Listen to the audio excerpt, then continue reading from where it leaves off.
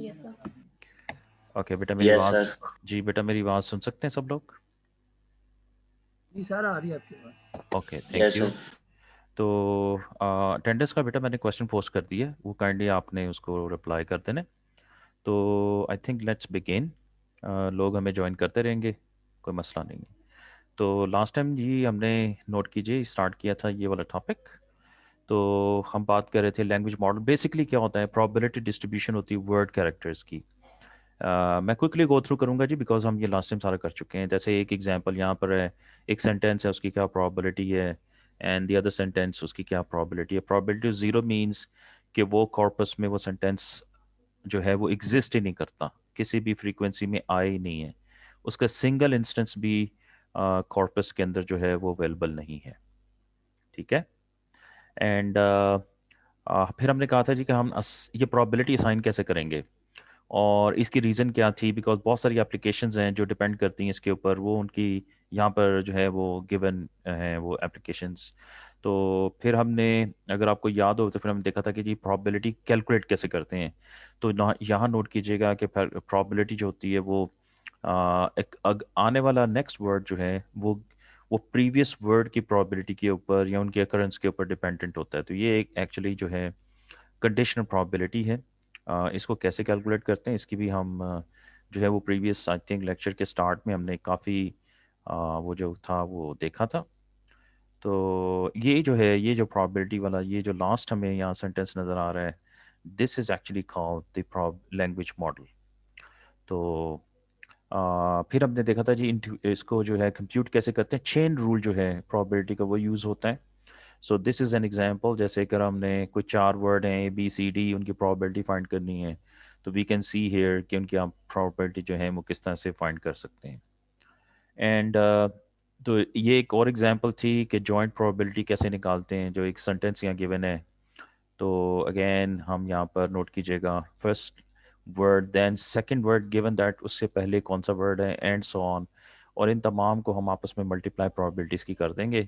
ये जो यहाँ पर सिंबल आपको नज़र आ रहा है, this is actually called a multiplicative. जो इनका प्रोडक्ट है वो हमें दे दो। तो um, हमने देखा था कि this could be a very painful task. Why? Because कि ये वाली प्रोबेबिलिटी निकालनी जो है इट्स वेरी वेरी डिफ़िकल्ट, क्योंकि हमें इसमें से हर एक वर्ड की जो है वो प्रायर प्रोबेबिलिटी चाहिए, वो हमें निकालनी पड़ेगी। सो जब एक बड़ी ज़बरदस्त अजम्पशन है जो मार्कov मॉडल जिसे कहते हैं, मार्कov अजम्पशन है, वो ये है कि जस्ट जो प्रीवियस वर्ड होता है हम सिर्फ उस पे ही बेस करते हैं। जैसे ये आप देखिए, द जो है वो डैट पे डिपेंडेंट होगा, या एट मोस्ट दो पिछले वर्ड्स पे हम अगर इसको ले लें तो दैट वुड बी इनफ। तो इसी को हमने जी आगे यूज़ किया था। और हमने देखा था जी कि हम जैसे यूनिग्राम मॉडल को फिर हमने देखा था कि यूनिग्राम मॉडल के अंदर ये वाला जो रूल है, इसमें हमने कॉन्टेक्स्ट को जो है कम्प्लीटली इग्नोर कर देना है। मतलब हमने कंडीशनल प्रोबेबिलिटी कहीं अप्लाई नहीं करनी।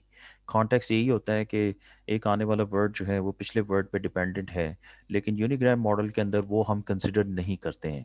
हर वर्ड के आने की प्रोबेबिलिटी नोट कीजिएगा, वो इंडिपेंडेंट होगी ऑफ एनी वर्ड।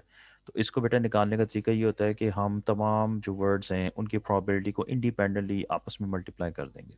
जैसे ये एग्जांपल यहाँ गिवन है, हमने इसको कैलकुलेट करने के एक और वे भी देखा था कि इंस्टेड ऑफ हैविंग प्रोबेबिलिटीज, क्योंकि हम कॉर्पस एनएलपी के अंदर हमारे पास टेक्स्ट होता है। टेक्स्ट का मतलब ये है कि कोई गिवन डेटा सेट है या कॉर्पस है, उस कॉर्पस में ज़ाहिर है वर्ड्स होंगे, तो हम ये करते हैं कि हम उनको काउंट कर लेते हैं, हम उनकी फ्रिक्वेंसीज को काउंट कर लेते हैं।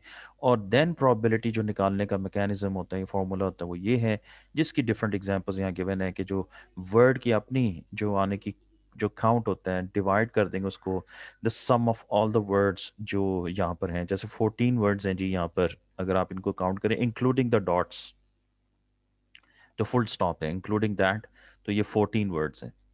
तो ये इस तरह से जी यूनिग्राम मॉडल की जो है वो एमएलई जो है, मोस्ट लाइक्लीहुड एस्टिमेट, इस तरह से काउंट होता है। तो इसके अंदर जो है वो वर्ड ऑर्डर जो है वो कंसिस्टेंट नहीं है या कंसिडर नहीं किया जाता है। जैसे यहाँ पर देख सकते हैं कि हमटी डमटी को ले लें अगर आप, या डमटी हमटी को, वाई? बिकॉज कि हम इनकी इंडिविजुअल प्रोबेबिलिटीज़ को आपस में मल्टीप्लाई कर रहे हैं। तो डजेंट मैटर कि, नोट कीजिएगा, अगर कोई एक जगह है जहाँ पर आप 5 इंटू 4 इंटू थ्री कर रहे हैं, इट वुड नॉट मैटर कि अगर आप उसको 4 इंटू 3 इंटू 5 कर लें, that would be the same answer. तो बात वही है कि कोई भी जहाँ मर्जी सीक्वेंस में आ जाए, it won't make any difference. तो आ, फिर हमने जी बायोग्राम मॉडल के ऊपर अप्लाई किया था। तो बायोग्राम मॉडल को हमने यूँ कंसिडर किया था कि दो वर्ड्स की हम जो है वो प्रोबेबिलिटीज़ निकाल रहे होते हैं कि जिस जो करंट वर्ड ये जिसकी प्रोबेबिलिटी निकाल रहे हैं, और जो प्रीवियस वर्ड होता है गिवन, ये जो सिंबल है ये गिवन के लिए इस्तेमाल होता है, गिवन प्रीवियस वर्ड। तो ये बायोग्राम मॉडल की प्रोबेबिलिटीज़ यूँ यूँ जो हैं वो जो कैलकुलेट की जाती हैं, this is the formula for that one. W I is the current word and W I minus one is the previous word. And then हमने इसकी भी जो था वो एम एल ई काउंट करने का या कैलकुलेट करने का जो है फॉर्मूला वो देखा था जी, दैट इज़ वो भी काउंट पे बेस करता है। और यहाँ पर हम दो वर्ड्स का काउंट ले रहे होते हैं, the previous word and the count word. ये उनकी जॉइंट जिसे कहते हैं वो काउंट आ जाएगा, दोनों इकट्ठे आ रहे हो। ठीक है। आई थिंक ऐसा ही क्वेश्चन शायद आपने शायद पूछा था, आप में से किसी ने वो मुझे व्हाट्सएप पे पूछा था। तो उसका नोट कर लीजिएगा, आंसर आपको यहीं से मिल जाएगा इसी स्लाइड से। तो दोनों की जो है वो जॉइंट प्रोबेबिलिटी यानी काउंट देख लेंगे, डिवाइडेड बाय हम काउंट करेंगे प्रीवियस वर्ड का। तो इसकी फिर हमने जी डिफरेंट एग्जांपल्स देखी थी यहाँ पर, जैसे कि हमटी डमटी की ये वाली, जिसमें हमने काउंट कर लिया था कि इनका अकरेंसेस या फ्रीक्वेंसीज कितनी हैं कॉर्पस के अंदर। ठीक है। यहाँ पर जो आप देख सकते हैं डिनोमिनेटर जो है वो टू है। और जो हमने यूनिग्राम मॉडल में देखा था, तो यूनिग्राम मॉडल में जो डिनोमिनेटर था वो टोटल काउंट था वर्ड्स का। तो ये दोनों में फ़र्क होगा, याद रखिएगा जब आप बायोग्राम की बात करेंगे। तो आपने जो है वो डिनोमिनेटर में एक्चुअली वो लेना है जो प्रीवियस जो वर्ड है उसकी जो फ्रीक्वेंसी है। ठीक है। जैसे यहाँ पर हमने सैट की प्रोबेबिलिटी निकालनी है, गिवन डम्टी है। तो याद रखिएगा डम्टी दो मरतबा है, यहाँ देख सकते हैं आप, एक दो। तो this is the thing that we are saying. ठीक है। सैड जो है वो पूरे इन दोनों में सेंटेंसेस में सिर्फ एक मरतबा है, दैट इज दिस अकरेंस। तो इसी तरह से जी हमने ये एग्जांपल भी की थी, याद होगा आपको, आई एम सैम। इसमें डिफरेंट काउंट्स देखें, कोई भी कॉर्पस दे दिया जाए अगर हमें, तो अब आपको पता होना चाहिए कि आप इस कॉर्पस में से बायोग्राम्स की प्रोबेबिलिटीज़ को किस तरह से कैलकुलेट करेंगे। सिर्फ आपको ये वाली फार्मूला की समझ आनी चाहिए, काउंटिंग आप खुद भी आराम से कर सकते हैं, दैट इज़ नॉट डिफ़िकल्ट। हमने इसको ये सारी की भी थी, आपको याद होगा लेक्चर के अंदर मैंने आपको करवाया भी था, इस पे सारा कुछ डिस्कशन की थी जी हमने।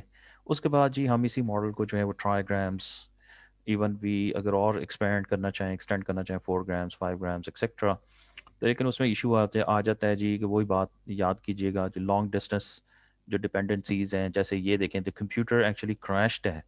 तो ये कैसे पता चलेगा कि जो इस सेंटेंस का टोटल जो मीनिंग है लॉन्ग सेंटेंस का, असल में वही है कि computer has crashed, that's it. तो this is actually difficult problem to solve. तो जितना ज़्यादा पर आप ट्राईग्राम या उससे ऊपर जाते जाएंगे, जाहिर है वो प्रोबेबिलिटी के अंदर आपको उतने ही वर्ड्स जो हैं वो इंक्लूड करने पड़ेंगे। तो लॉन्ग डिस्टेंस डिपेंडेंसीज जो हैं वो इशू आ जाएगा।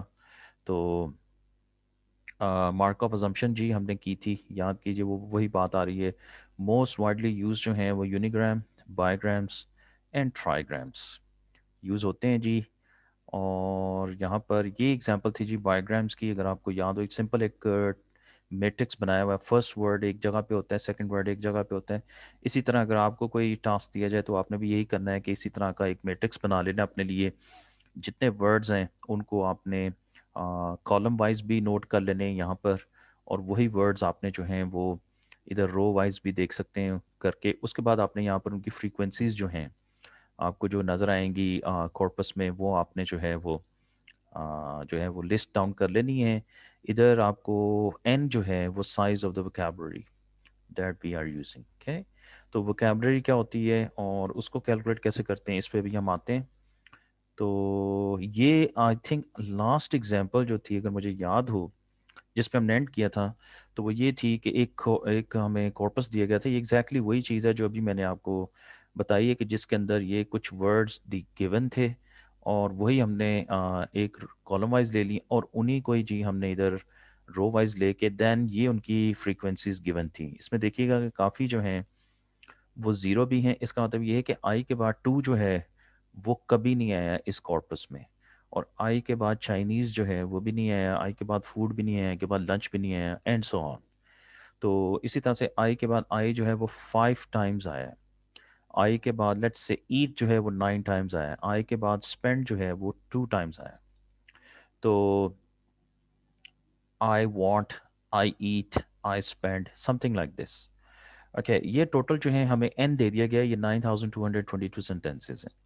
सो हमने, जाहिर है इसकी जो, अगर हमने रॉ बायोग्राम प्रोबेबिलिटीज़ निकालनी है तो हमें हर एक एक्चुअली जो वर्ड है उसका हमें काउंट चाहिए। तो ये वो काउंट्स हैं टोटल।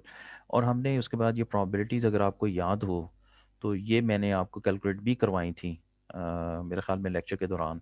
आपको आपको ये पूरा गाइड किया था कि ये जो बायोग्राम प्रोबेबिलिटीज़ हैं, रॉ बायोग्राम प्रोबेबिलिटीज़ जिनको कहते हैं, ये हम किस तरह से कैलकुलेट करते हैं। मेरे ख्याल में यस, यहाँ पर मेरे ख्याल में एंड किया था हमने यहाँ पर। तो ये दो अगेन वही हैं कि अगर हमारे पास डिफरेंट प्रोबेबिलिटीज़ हों तो हम जैसे इधर देख सकते हैं आप कि ये एक सेंटेंस गिवन है, तो इसकी total probability something like this आएगी। अब ये आई कहाँ से, बिकॉज कि हमने यूं इन तमाम की प्रोबेबिलिटीज़ जो हमने निकाली होंगी उनको हम आपस में मल्टीप्लाई कर देंगे। एंड ये यहाँ पर ये गिवन है कि ये प्रोबेबिलिटी ये है, ये है, ये है, and so on. May be आप इन दोनों को, अब यहाँ जो टेबल में आए, अगर आई गिवन एस है तो बेसिकली आई गिवन एस ये है 0.25, आप मल्टीप्लाई कर लीजिएगा तो you will get your answer. जी, यहाँ तक जी हमने लास्ट टाइम कवर किया था। आज इंशाल्लाह हम यहाँ से स्टार्ट करते हैं जी। Any questions?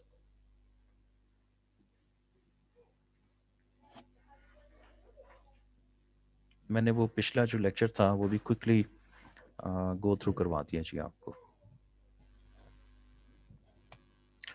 आज आई थिंक वो आपकी फर्स्ट असाइनमेंट भी ड्यू है। आई होप आपने सबने कर लिया होगा काम। जी सर, सबमिट कर दिए। जी गुड। आसान थी मेरे ख्याल में, वो प्रैक्टिस के लिए दी थी मैंने आपको। कोई डिफ़िकल्टी उसके जी अंदर, कोई ऐसी चीज़ जो आपके ख्याल में कंफ्यूजिंग थी? काफ़ी आसान चीज़ें थी, सीधी सीधी चीज़ें थी। जी बिल्कुल सर। जी, इस लेक्चर में कोई क्वेश्चन है, प्रीवियस लेक्चर में कोई क्वेश्चन है तो बताएं।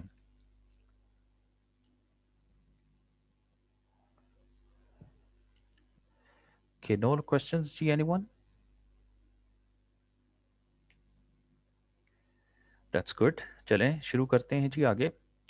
एंड अच्छा, आज आपने देखा होगा कि कुछ क्लासरूम से शायद आपको कुछ ज़्यादा ही जो है वो ईमेल्स या अनाउंसमेंट्स आई हों। बेसिकली मैंने ये किया है कि जो वो लेक्चर अपलोडेड थी उनकी नंबरिंग जो थी वो थोड़ी सी आउट ऑफ सिंक थी हमारे जिस तरह से हमारे लेक्चर चल रहे हैं। तो मैंने तो एक नंबरिंग ठीक की है। नंबर टू, मैंने मेरे ख्याल में अगले आने वाले को 4-5 वीक्स का कोर्स मटेरियल उसमें और ऐड की है, जिसमें आज हम जिन चीज़ों को एक्सप्लोर करेंगे या बात करेंगे वो भी मैंने अपलोड कर दिया। प्लस जो पार्ट ऑफ स्पीच टैगिंग में जो हिडन मार्कअप मॉडल्स हैं वो भी HMMs, वो भी मैंने टॉपिक जो है वो अपलोड कर दिए हैं। ठीक है जी।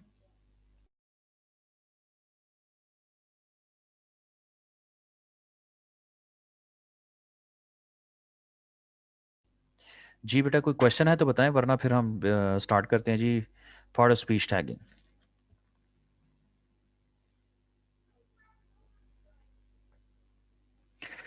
मिड टर्म भी मेरे ख्याल में प्लान हो रहा है, और आई थिंक मिड टर्म भी आपका कैंपस में ही होगा, पेपर बेस्ड होगा।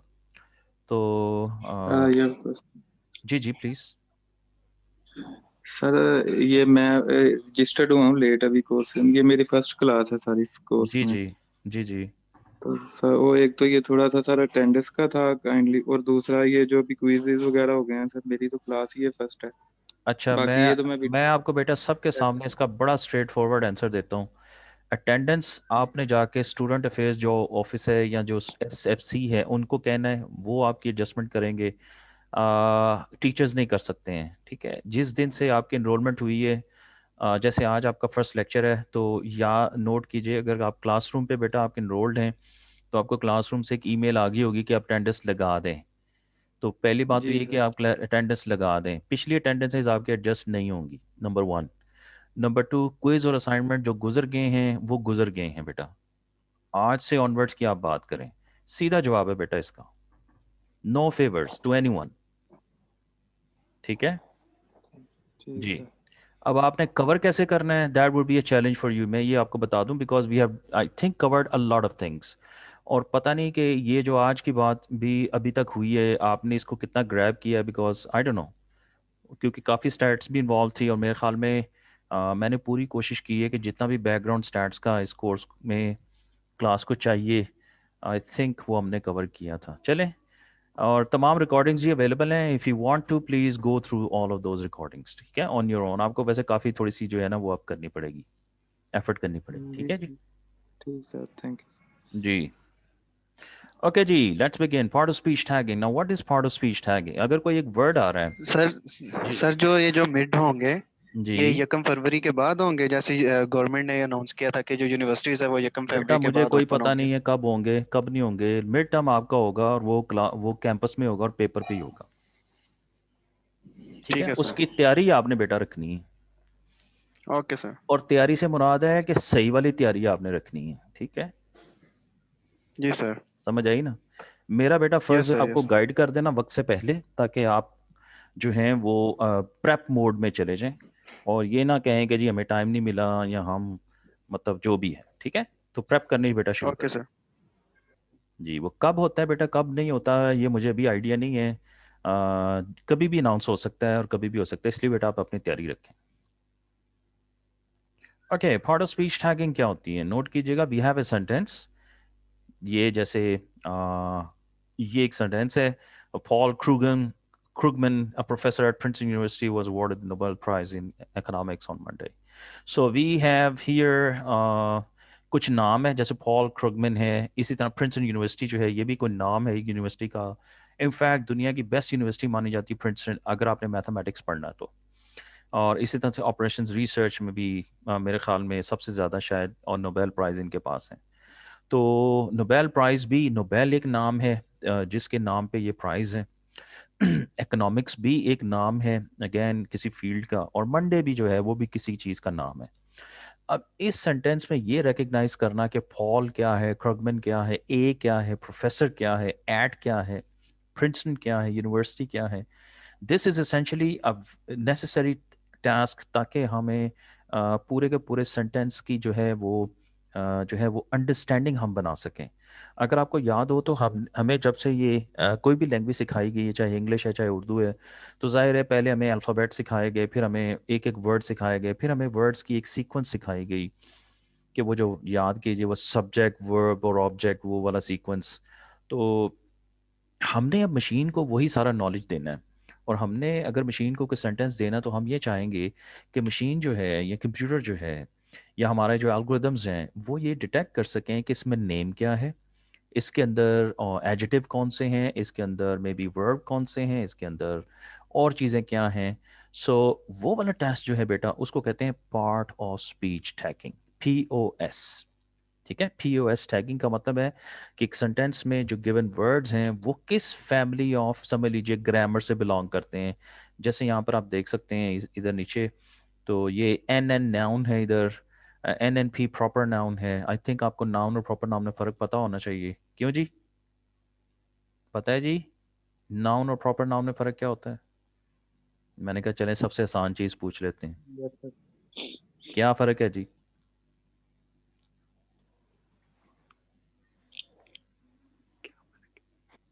हाँ, अब आए ना इधर, फ़र्क क्या है? वैसे बाय द वे सेंटेंस में देख लें, आपको फ़र्क पता चल जाना चाहिए। प्रोफेसर नाउन है, लेकिन पॉल क्रुगमैन ये प्रॉपर नाउन है, प्रिंसटन प्रॉपर नाउन है, यूनिवर्सिटी भी प्रॉपर नाउन है जी। जी जी, यस सर, क्लियर है। क्लियर है जी। Yes sir. चलें ठीक है जनाब, अगर आप कहते हैं क्लियर है तो दैट्स गुड। अच्छा नोट कीजिए, इसमें DT डिटर्मिनर है, इन प्रॉपोजिशन है, VBD, ये डिपेंड करता है। इसके लिए याद कीजिए ये ज़रूरी नहीं है कि यही टेक्स्ट हो, नॉर्मली वैसे यही टेक्स्ट यूज़ होते हैं, यही लेटर्स टैग्स के लिए यूज़ होते हैं, लेकिन डिफरेंट भी हो सकते हैं, वो डिपेंड करता है टैगर कौन सा है। तो देयर आर डिफरेंट जिसे कहते हैं पीओएस टैगर्स, और उनके अंदर वेरिएशन भी है कि वो नाउन को एन एन या कोई जो है वो एम एन पी भी कह देते हैं, समथिंग लाइक दैट. तो there is kind of a variation, but commonly speaking these are the text या वो वर्ड्स हैं या वो लेटर्स हैं जो नॉर्मली ये टैग्स के लिए यूज होते हैं. ठीक है, तो आई होप अब आपको ये टास्क की समझ आ गई, ये प्रॉब्लम की समझ आ गई है कि ये प्रॉब्लम किस ये है क्या, यानी ये टास्क है क्या. क्यों जी, बेटा कोई क्वेश्चन है तो बताएं अभी.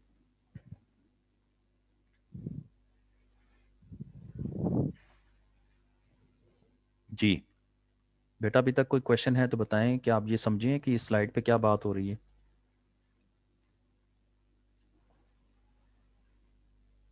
अच्छा चलो ठीक है. अच्छा, अब क्वेश्चन मार्क ये है कि ये हम क्यों कर रहे हैं या हम क्यों इसको देख रहे हैं, स्टडी कर रहे हैं. बात ये कि नोट कीजिएगा कि अगर हमने किसी को टैग असाइन करना है, लेट्स से हमारे हमने कोई एल्गोरिदम लिखना है या हमने ये अंडरस्टैंड करना है ये पीओएस टैगिंग होती कैसे है, क्योंकि हो सकता है कि हम जिस लैंग्वेज में बात कर रहे हो उस लैंग्वेज में पीओएस टैगिंग जो है वो इतनी अच्छी नहीं है. जैसे उर्दू है, हमारी अपनी लैंग्वेज जो है उर्दू जो है, उसके अंदर नोट कीजिएगा जो पीओएस टैगिंग है वो अभी उस लेवल पे नहीं है जिस लेवल में इंग्लिश के अंदर पीओएस टैगिंग है. वजह यह है कि इंग्लिश के अंदर बहुत ज़्यादा काम रिसर्च हुई है, काम हुआ है, लोगों ने बड़ी एफर्ट लगाई है. उर्दू जो है बेचारी वो बस क्या कहें, तो उस पर इतनी एफर्ट नहीं लगी. तो इसलिए अगर हमने उसको इम्प्रूव करना है, for example that's a research area. मेरे ख्याल में अगर आप में से कोई इंटरेस्टेड हो तो आप इसको परस्यू कर सकते हो आगे पेपर्स के लिए भी, मे बी रिसर्च के लिए भी, या हायर डिग्री रिसर्च के लिए भी. तो अब हमने हमारा टास्क ये है, द थिंग इज कि ये टैगिंग होती कैसे, इसको अंडरस्टैंड करना. एंड नो डाउट कि इसमें भी आप देखोगे कि वही जो जो हमने प्रीवियस डिस्कशन की है जिसमें मार्क ऑफ अजम्पशन थी, उसको ही हम यूज़ करेंगे और टैगिंग करेंगे. So this task is not easy. Why? They are often ambiguous, confusing. Okay. For example, I have to go there, and I had a go at it. ये दोनों जमीन आसमान का फर्क है. ये I had a go, I think सबको पता तो लग गया I have to go there का क्या मतलब है. I had a go at it का क्या मतलब है?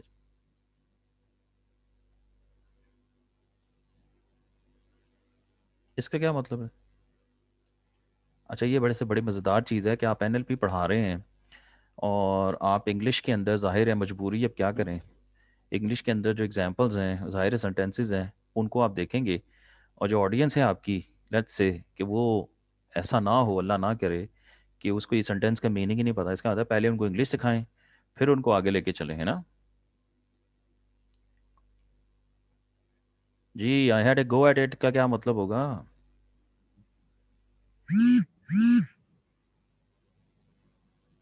अहमद का माइक ऑन हुआ है और उसमें से मुझे वो आ रही हैं, साइलेंट मोड पे मोबाइल होता है ना, उसकी आवाज़ आ रही है. क्यों अहमद?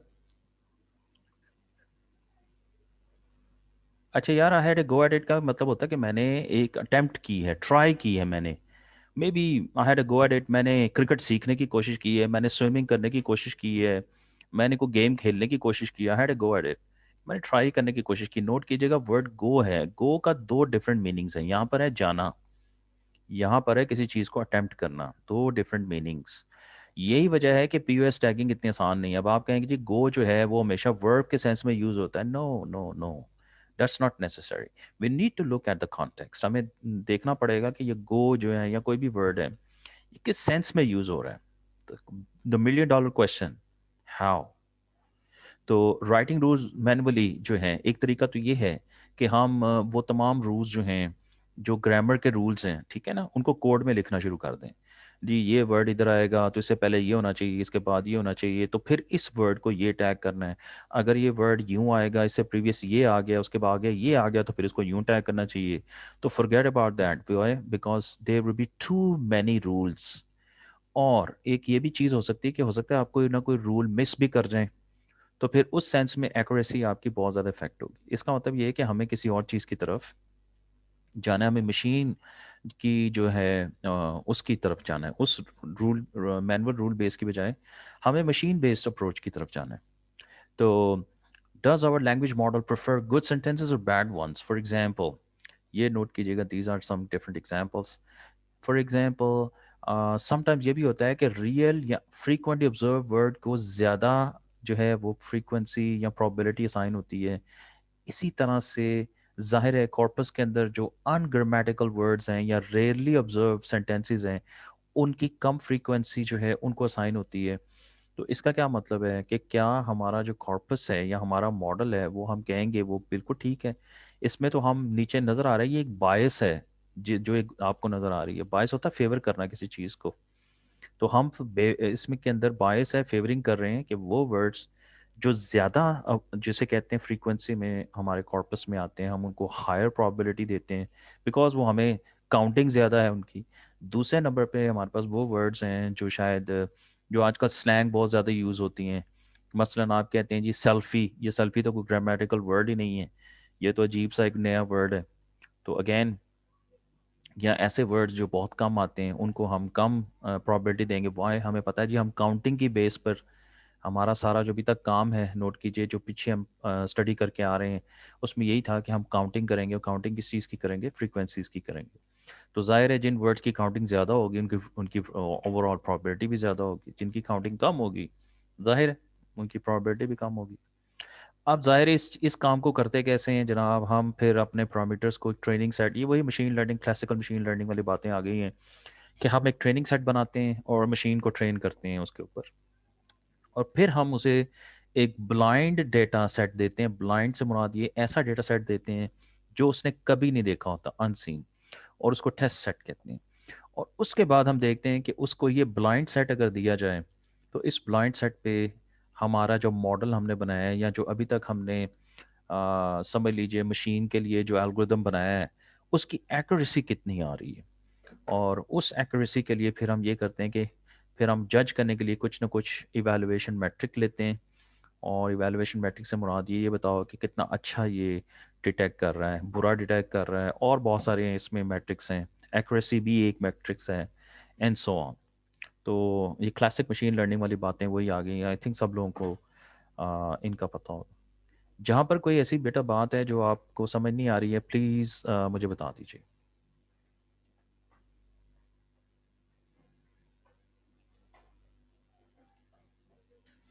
ओके, तो टेस्ट ट्रेनिंग जो है हमेशा, अगर हम टेस्ट पे ट्रेनिंग कर दें, नोट कीजिएगा ब्लाइंड सेट है, उसी को ही हम उसको भी ट्रेनिंग सेट के अंदर डाल दें, that would be a bad science. In fact ये तो जिसे कहते हैं बहुत गलत काम होगा। We can not allow test sentences. Why? वो ओवरफिटिंग भी प्रॉब्लम आएगी। वो भी एक, अगर आप में से किसी ने काम किया हुआ है, we will assign it an artificially high probability when we set it into the test set. Training on the test set जो है that is actually no, never, ये कभी नहीं करना चाहिए।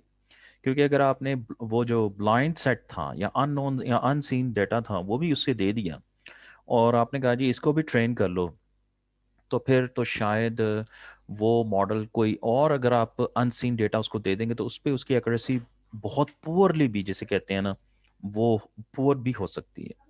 तो there are different actually problems associated कि अगर हम एक जो है वो अनसीन डेटा सेट के ऊपर ट्रेनिंग करा दें। So this is something which is never done, this is bad science. तो and violates the honour code, वही बात है कि ऑनर कोड ये होता है कि जी वो डेटा जो आपने छुपा के रखना है किसी चीज़ से, और अगर आप वो भी उसको दिखा दें तो that is kind of cheating. Actually machine जो है वो आप मशीन को चीटिंग करवा रहे हैं मशीन से। तो yes, now we will move onwards to our next जैसे एरिया। नोट कीजिएगा एक बहुत बड़ा प्रॉब्लम हमें आएगा, और वो प्रॉब्लम क्या है?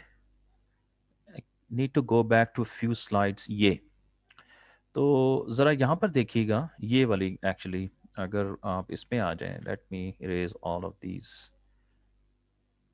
जी बेटा, मेरी बात सुन सकते हैं?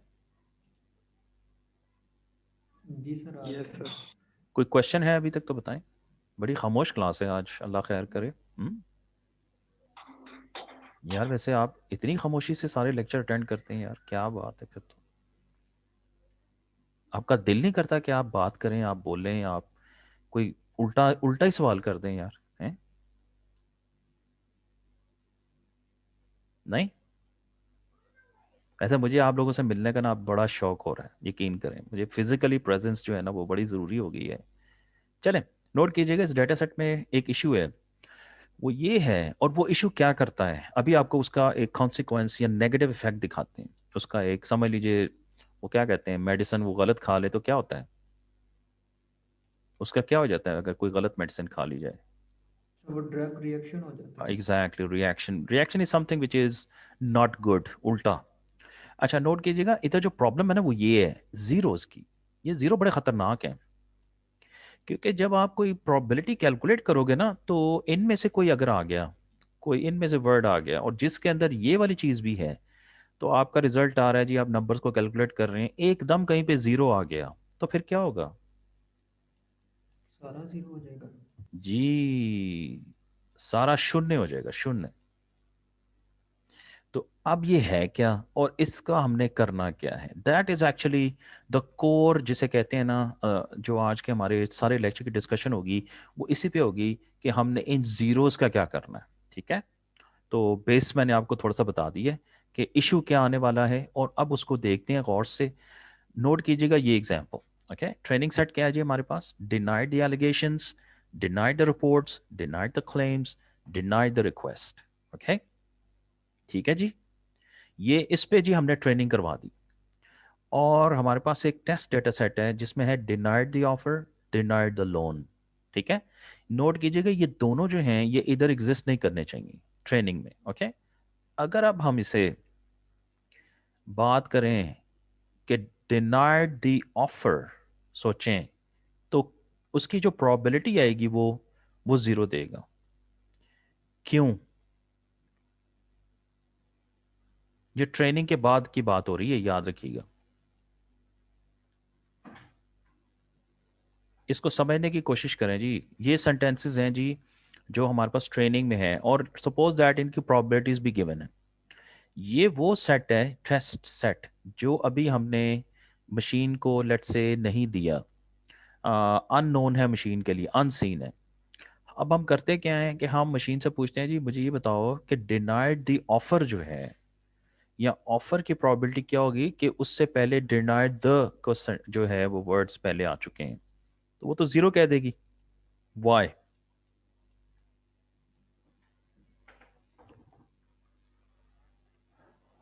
जी बेटा, वाई? सर आई थिंक वो जो सेल में ज़ीरो वैल्यूज़ की वजह से वो सारी वो जो कैलकुलेशन है वो ज़ीरो हो जाएगी।